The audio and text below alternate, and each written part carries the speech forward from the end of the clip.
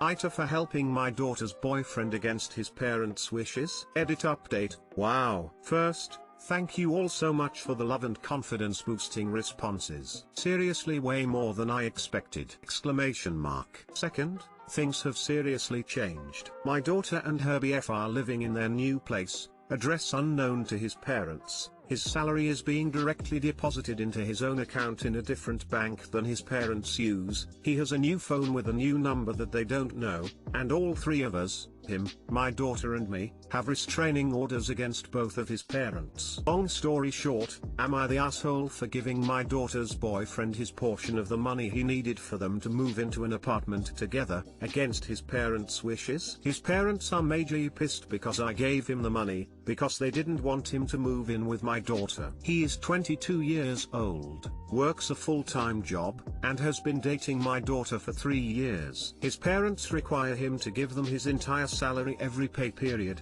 It's direct deposited into their bank account. They give him an allowance of $100 per week. They told him he could not move out because they need his help financially, but his father makes really good money as an architect, and his mother makes a moderate income as a high school teacher. I personally don't think they should be depending on their son's income or forcing him/guilting him into giving them his money. I gave him the money, he opened his own bank account and had his job change his direct deposit. They are moving in the apartment this coming weekend. His mother posted a scathing post on Facebook basically threatening me with bodily harm for messing with her family and getting involved with things that are none of my business. She then proceeded to call me and scream at me with pretty much the same message. I hung up on her. So, am I the asshole for getting involved in their family matters? Should I have stayed out of it?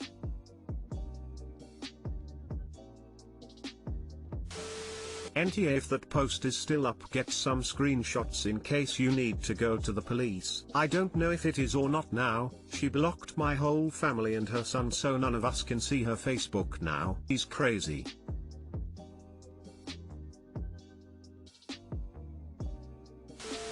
NTA, his parents sound like shit and he needs to separate his bank account and close off their access to it ASAP. That's so inappropriate. He did that last week, which is what alerted his parents of what was going on. He opened a new bank account and had his job change his direct deposit destination to his new account. It's at a different bank too.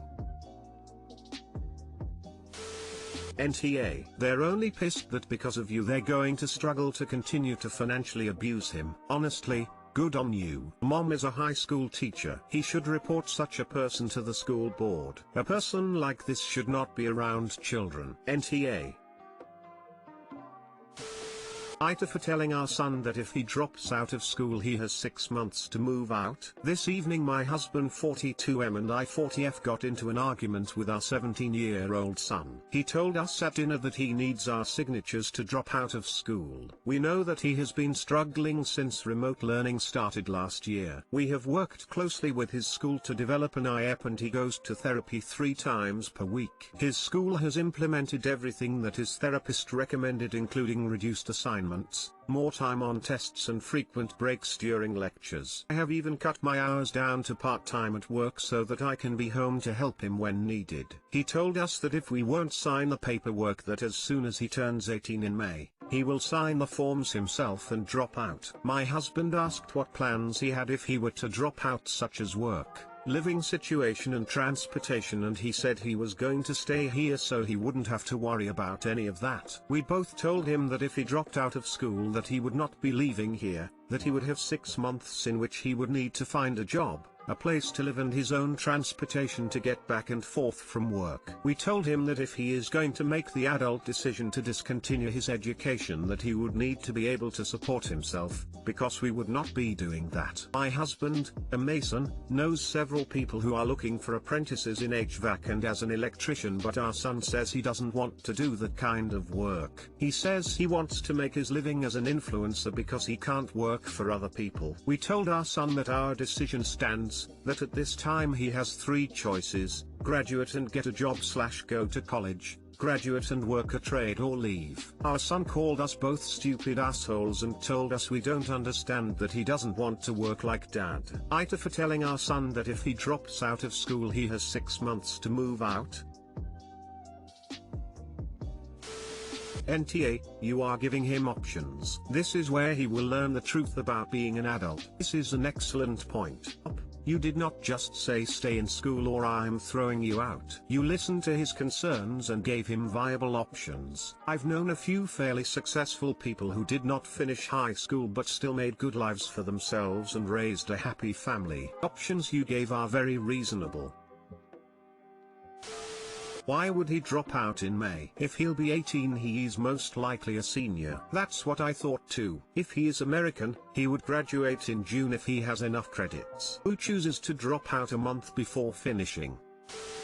NTA. It seems like you and your husband have been very diligent in working with his therapist and his school to get him the services he needs. I encourage you to call his therapist and let them know that he is talking about dropping out of school. If there is anything that can be done to prevent him from dropping out, that will be for his benefit. I guess that he thinks this influencer lifestyle is glamorous, but it is not sustainable. If he doesn't want to do college, the trades are awesome. They are hard work, and the pay is garbage as an apprentice, but it will pay off.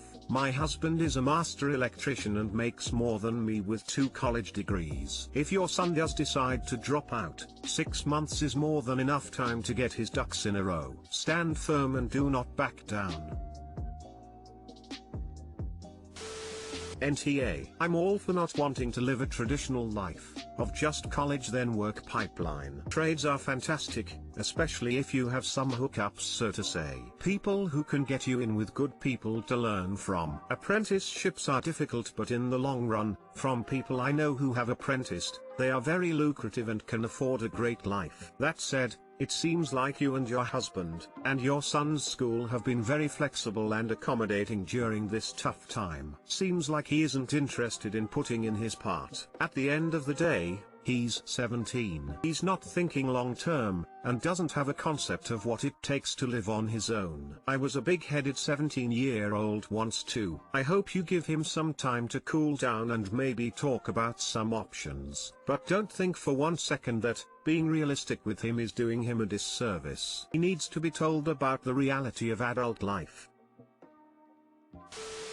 AITA for telling my friend she isn't poor. So my 17F friend, 17F, complains about being poor a lot. She's always talking about how sad she is about her family's financial state and how her parents can't afford to give them anything. Here's the thing, she lives in a very nice house in a gated community in the suburbs. Her dad drives one of those fancy self-driving Teslas. She and all of her siblings have iPhone 10s, AirPods, MacBooks, everything technological that they want. She shops at expensive stores like Urban Outfitters and Lululemon constantly, and has a ton of clothes. She and her family fly to Hawaii like twice a year. On Christmas, they always get new phones, and sometimes a trip to Disneyland or something. It's clear to me that she's not poor like she says she is, and I feel like she's either doing it for attention or being ungrateful for everything she has. Yesterday she was moaning about how sad her family is and how she wishes she could have money like some of our other friends. I confronted her and told her that she is not that poor, she is so lucky and well off compared to most of the world, and that it was both disrespectful and rude to complain about her state. She got super upset and told me I can't judge her financial state based on what she has. AITA?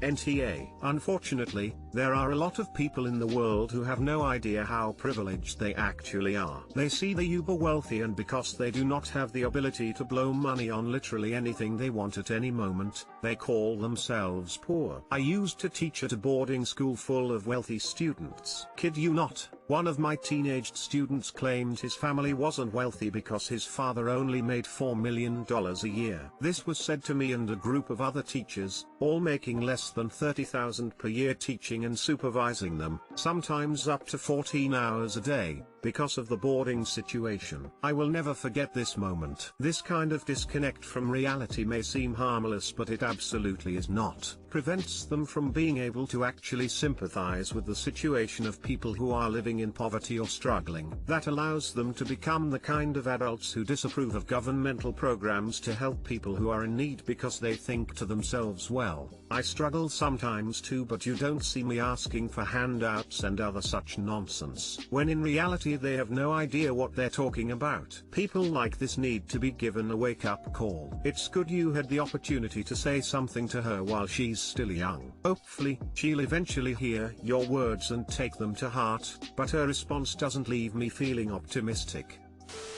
NTA, but the last bit is true. Her family may be struggling and heavily in debt and spending like crazy. No doubt that friend is really out of touch for referring to herself as poor and needed a bit of a reality check. She's not, for instance, food insecure, but perhaps offering to volunteer on a project for the homeless together or something would have been a bit more subtle than calling her out and denying her claim.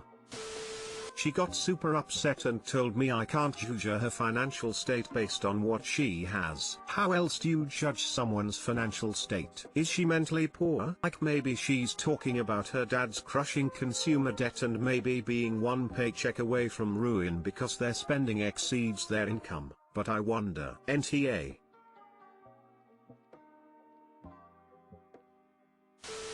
NTA. It sounds like she's either looking for attention or trying to play the victim. Either way, it's incredibly self-absorbed, and I'm sure annoying, to classify herself as poor to do that when she really isn't. I mean, everyone worries about money. But to claim to be poor is really crass, and it's not unreasonable to call her out, especially when she does it repeatedly. Agreed. Next time she complains, Op should suggest she sell her phone, AirPods, and extra clothes to help her fam pay the bills. Not cause friends needs to, but to reiterate that she's not poor.